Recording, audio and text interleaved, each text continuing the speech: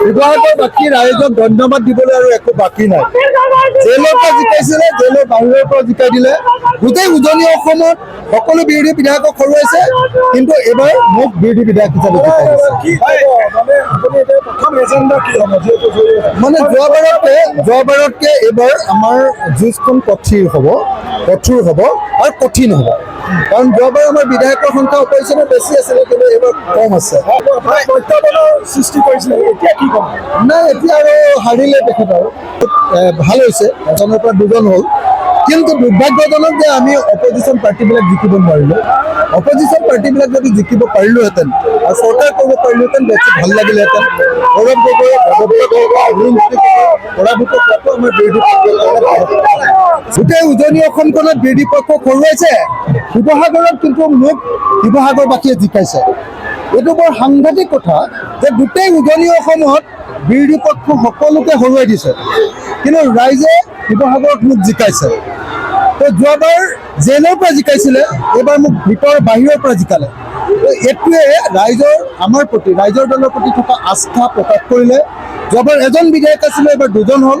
কিন্তু দুৰ্ভাগ্যৰ কথা যে আমাৰ তিনিজন লিডাৰ, আটাইতকৈ ডাঙৰ লিডাৰ গৌৰৱ গগৈ, দেৱব্ৰত শইকীয়া আৰু লুৰিণজ্যোতি গগৈ হাৰি গ'ল। সেইকাৰণে মোৰ বহুত দুখ লাগি আছে।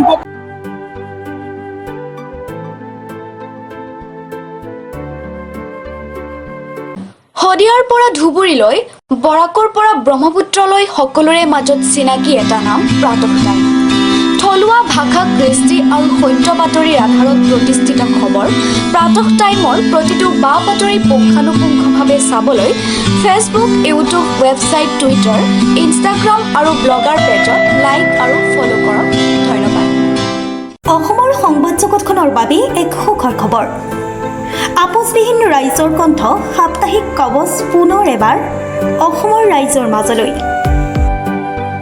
স্বত্বাধিকাৰী প্ৰণীতা কলিতাৰ দ্বাৰা প্ৰকাশিত আৰু আপোচবিহীন একাংশ নপুৰণি অভিজ্ঞতাপুষ্ট সাংবাদিকৰ দ্বাৰা প্ৰচাৰিত তথা eco printing press, Guwahati, Katabari, গড়চুকত মুদ্ৰিত সাপ্তাহিক কবচ এতিয়া অসমৰ বিভিন্ন প্ৰান্তত উপলব্ধ। আমাৰ ঠিকনা মুখ্য কাৰ্যালয়, অসম ফৰেষ্ট স্কুল, হৰি মন্দিৰ পথ, গুৱাহাটী আৰু উপ কাৰ্যালয় Kalita market, Bijoynagar, Kamrup, Assam. Mobile number হৈছে 9435114666 70024722813। আমাৰ ইমেইল আইডি হৈছে kobos2025@gmail.com।